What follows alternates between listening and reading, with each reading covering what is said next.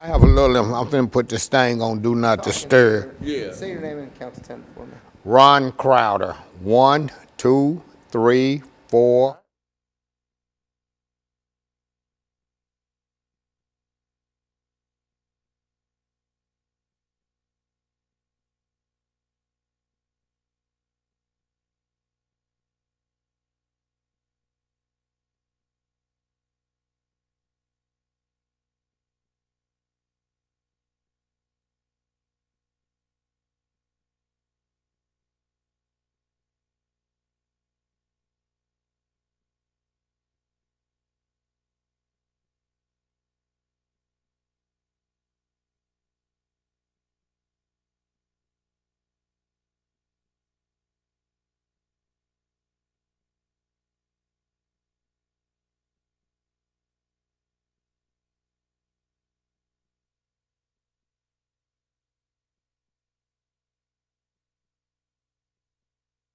And I had my telephone off on.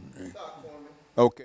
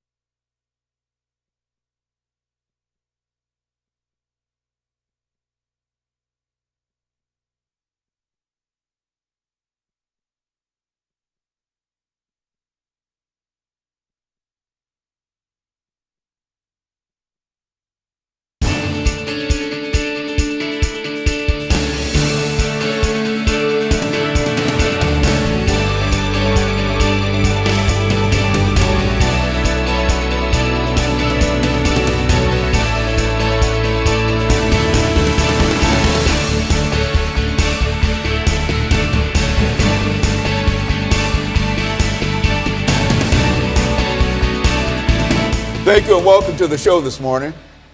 The topic this morning is the status of HIV and AIDS in Nashville. And we're fortunate to have with us to talk about the status of HIV and AIDS in Nashville, a longtime fighter of HIV and AIDS in Nashville, Mr. Ron Crowder. And many of you might recall that Mr. Crowder has been with us not only on many other shows, but he also is the founder of a very, very important anti-HIV AIDS organization called StreetWorks. And Mr. Crowder, let me welcome you to the show this morning and to tell you how delighted we are to have you and to tell you how glad we are to have you in this seat, because it's been quite a number of months since we've had a good HIV AIDS show. And some folks are saying that HIV and AIDS might be disappearing or whatever. So let's talk about first about you and your background, and then by perhaps the second segment, we'll get into the status of AIDS. But more than anything, let's talk about Ron Crowder first. Okay, as you said, I'm Ron Crowder. I'm the founder and the CEO of StreetWorks. StreetWorks is a nonprofit agency that's been around for almost 20 years. We started in '97. We have 3 locations in Nashville. 2 of them are located in public housing. The Casey Homes in East Nashville and Tony Sudacum Homes in South Nashville. We do free HIV testing. We do free hepatitis C testing. We provide a multitude of direct support services for people living with HIV and people who are actively using drugs. So we were, and the name comes because we work the streets. We work the streets a lot at night to prevent new infections of HIV and hepatitis C. We work the streets to interact with people who are actively using drugs and to try to do some type of intervention with them, and if necessary, and if whenever they get ready, we help them get into treatment. And so, Mr. Crowder, we know you, and as we said, you were one of the first HIV/AIDS persons that we recall being able to talk to about that disease. And you, since that time, not only have you grown the organization, but you've grown your influence throughout this nation in terms of what AIDS is and the status of AIDS. And what we'd like to do today is to have you to give our audience as much information as you possibly can about the status of HIV and AIDS in American society in Nashville. And then we'll dedicate ourselves to that proposition for the rest of the show. Okay. So right now, HIV and AIDS, we can see an end to AIDS now. An end to AIDS is in sight now. There are cities, particularly New York, has a plan called End AIDS by 2020. So they actually have a plan of ending AIDS by 2020. Nashville doesn't have a plan yet, but with all of the new interventions and the new treatments, we can see HIV and AIDS ending. You know. Well, you know what? I think when you first came to us, Mr. Crowder, that was several years ago when this was a real disease and people were all having all kinds of problems in reference to it.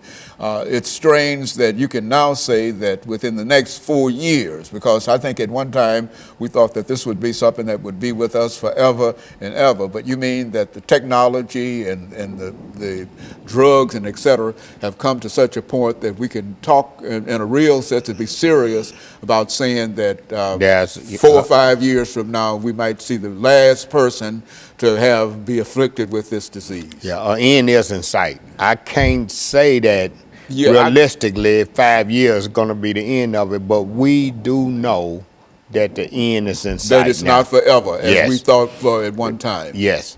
Right now, HIV is more of a chronic illness than a death sentence as it was. Like, I can't remember the first time I came on your show, but I do know that the first time I came on the show, that was in the 90s. Yeah, HIV was still a death sentence. If you got HIV, you was gonna die with it. That's right. Now they treating HIV as a chronic illness, and what they are doing is, if they can get the viral load to undetectable, then your chances of transmitting the virus is slim and none. So a person who has HIV in an undetectable viral load, their chances of transmitting it to their sexual partner is slim and none. Okay, and so what we're going to do, we're going to take our first commercial break, and we're going to be back with our audience following this very, very short commercial break.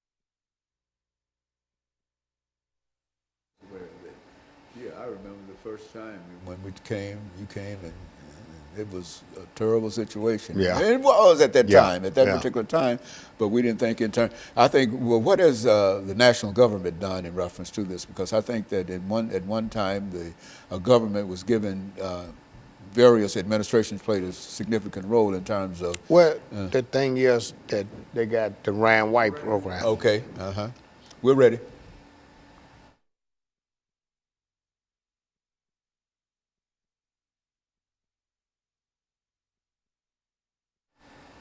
Thank you and welcome back to the second segment of the show for today.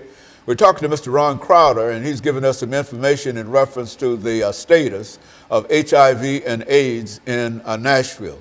And Mr. Crowder, I would imagine when we talk about the status of HIV and AIDS in Nashville, we can generally say the same thing in reference to that if this is current in Nashville, that this is probably the same situation everywhere. That's why we wanted to approach it from that perspective. Well, Nashville is a little unique in that, number one, we're in the South.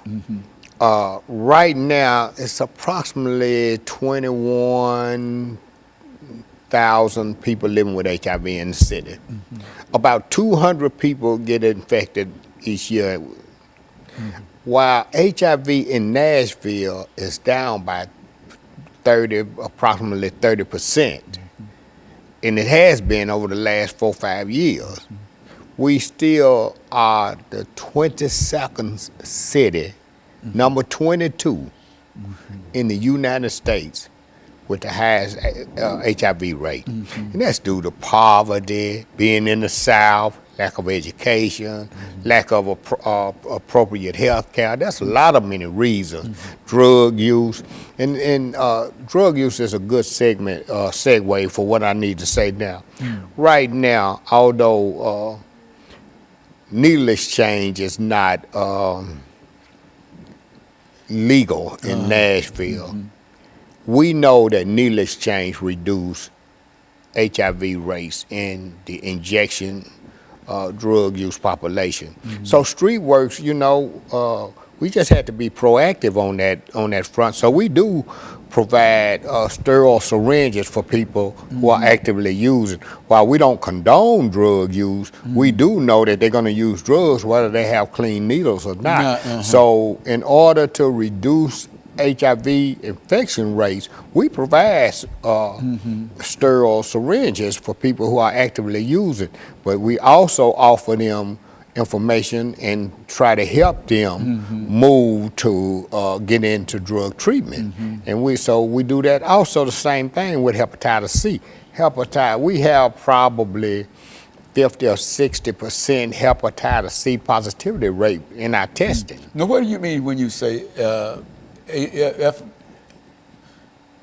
HIV and this? You've got another disease that you hepatitis C. Hepatitis C. Now, what is that all about? Hepatitis C is a disease that affects the liver. So people like me, I had hepatitis C. The good thing about me, and I've just been blessed by the Lord, I was able to stick around, or the Lord kept me living long enough to see a medication that come through that people could tolerate. When I first came on the show, I had hepatitis C, but the only drug they had was interferon, and it was horrible. People would rather die than to take that drug, and a lot of them did. But now they have a new drug on the market that clears hepatitis C in 12 weeks. You take the pill for 12 weeks. Granted, I'm still blessed because I'm a veteran, but the pill cost that 12-week supply of that drug cost $96,000. But because I'm a veteran, I was able to get it. And a lot of people is able to get it too. One way or the other. But there's still several people that drug is out of range for them. But thank God that I'm cured of hepatitis C. A lot of my friends died with hepatitis C because they had cirrhosis of the liver. But also, the other thing is, if we can get, and people talk to me about all the time, aren't you promoting drug use? And I say, look, no, we're not promoting drug use because we give away clean syringes. They're going to use drugs anyway. One way or the other. Whether they have to use a sterile syringe or whether they share a syringe with somebody else, they're going to shoot the dope. And my job is to keep them healthy, long enough that I can get them the help that they need through drug treatment. And so that's why we do needle exchange. The other thing, and I was going to say, yeah, Nashville is the 22nd, number 22 in the country for HIV infection. We have approximately, I said, 21,000 people. The other thing was the reason we can see the end of AIDS is because they have a new intervention called PrEP, P-R-E-P, and that's pre-exposure prophylaxis. It's kind of like the morning after pill. So now people in high-risk situations, and it's particularly men who have sex with men, they can take a drug called Truvada, and it will prevent them from getting HIV. Now, don't get me wrong, I'm not saying, hey, go out and have unprotected sex, or but what I am saying is that undetected viral load with PrEP, that's why we can see it now. Because people with undetectable viral load, which I am a person living with HIV and have been since the 80s, my viral load is undetectable, so the chances of me transmitting HIV to a sexual partner is slim and none. And when I say slim and none, they done studies, and there's been no seroconversion among discordant couples. That means one positive, one negative couple with undetectable viral load. And it's strange that on my way here today to do this show, they was talking about organ donation of people who are HIV positive. This is how we know HIV, the end of AIDS is near, because now HIV positive person can donate an organ.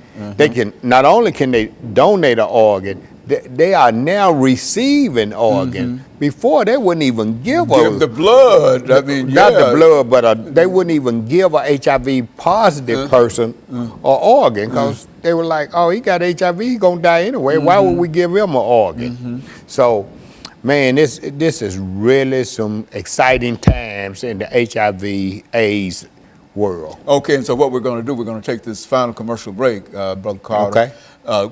Crowder. And then we're going to, Crowder. I know. And then we're going to come back and we're going to have our final segment. We'll be back with our audience following this very, very short commercial break.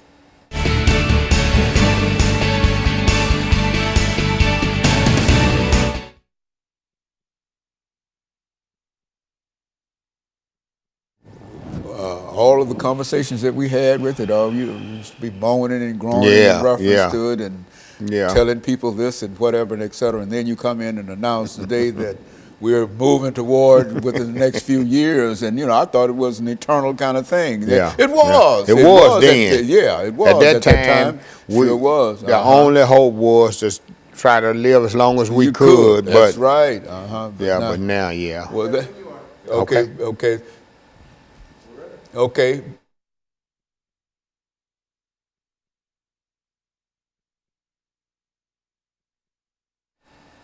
Thank you, and welcome back to the final segment of the show for today. We're talking to Mr. Ron Crowder, and he's giving us some information in reference to the status of HIV and AIDS in Nashville. And I think I must say up front, Mr. Crowder, that the information that you are reporting today is very, very positive and well hoped for information, because I can remember when you came to me and dealing with the same kind of situation, and it was moaning and groaning, not only in reference to what happened in Nashville, but all over the world in a real sense. And now you're telling us that there's a possibility that we might see the end of AIDS within the next half decade or so. Yes. Go on, talk about it. Yeah, Dr. Haney, you're right. You're absolutely right. We're very optimistic that the end of AIDS will occur within the next 5 to 10 years. We're very optimistic. That's not to say that people still shouldn't take the same precautions Good. as they have taken before. While the optimism is good, there is some things that I'm gonna tell you that's not so good. For example, HIV is still disproportionately affects people of color. People of color who get HIV seem to get sicker quicker, and they die sooner. Now, amongst men who have sex with men, the infection rate is out the roof. I mean, the CDC has given statistics that says 1 in 2, that's 50%, man, of men who have, particularly African American men. This is African American men, young African American men will get 1 in 2 will be infected with HIV. Now, Nashville Cares, Street Works, and Neighborhood Health received a grant from the CDC in the amount of $3.8 million over the next 5 years to combat HIV in the young MSM, the young black MSM community.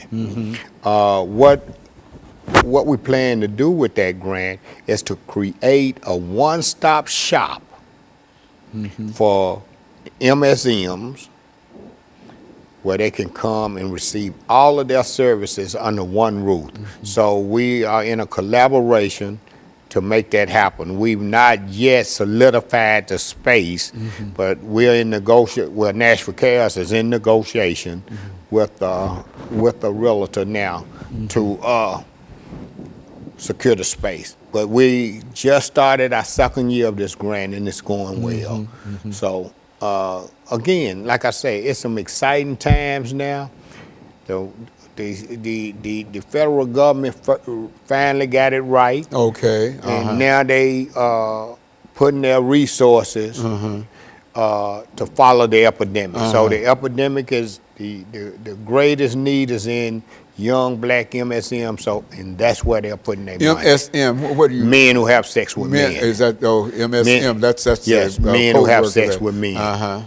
Now, some people think that's a derogatory term, and you know, I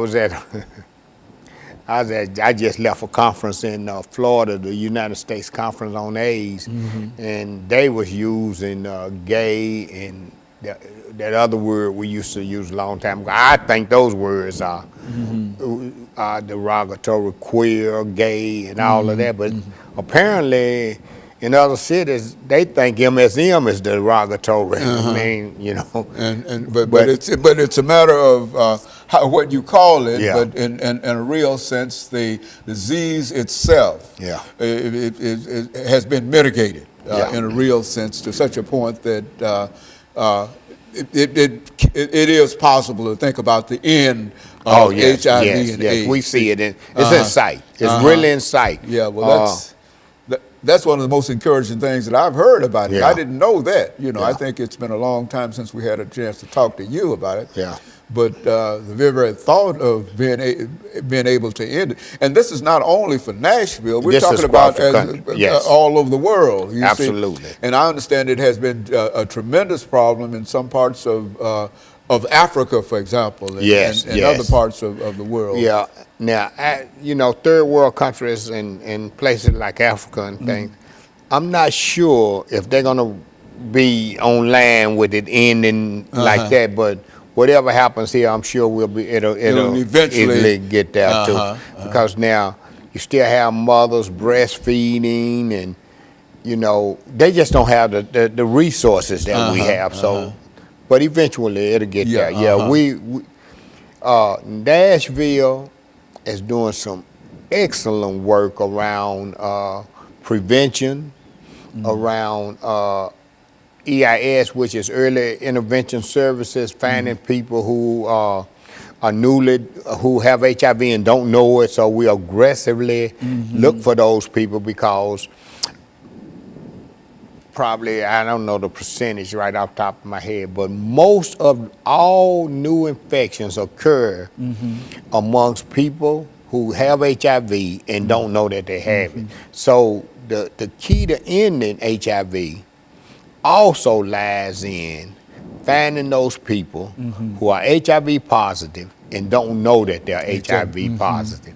Also, finding the people who are HIV positive for whatever reason who has fallen through the cracks. Okay. So what we need to do is find all of those people, get them into treatment, get them treated where their viral load will be undetected and they won't be at risk of transmitting the virus to other people. And so that's what we're trying to do. And then you can say that you've defeated HIV and Absolutely. AIDS. Absolutely. And I tell you, this is a real optimistic report for me to hear, because everything that we've said up until this point has always been doom and gloom in reference to it. And are you sure that a lot of folks understand that? Because I think that there are a large... Well, it's still people, because just like you didn't know, imagine how many other people don't know. Imagine how, man, we if still got people in contact stuck. and know about the disease and discuss it and et cetera, there's no way that you might know it, and you might have some information from long back, and that information no longer applies. Is that that is correct. That's a good statement.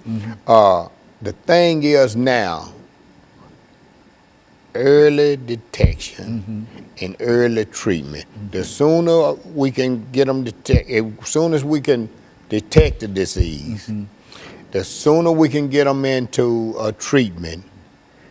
That's the key. That is the key to ending this epidemic. Well, Mr. Crowder, let me say, we've got about a minute and a half to go here. And I can say one thing, that the way you've been working with it and the efforts on the part of your organization, StreetWorks, I think we can say that in Nashville, I'm not sure about what it means in other places, but in Nashville, I think that you played a very significant role in helping to move people toward where we stand now. You and Nashville Cares and a couple of other organizations, Miss Morley's organization, and the Women with AIDS, and et cetera. The First Response Center. Okay. Reverend Ed Sanders. Ed Sanders, certainly. And I think that all of you played such an excellent role in terms of not only making us aware of it, but being out there, and I know you've had fairs, and you've been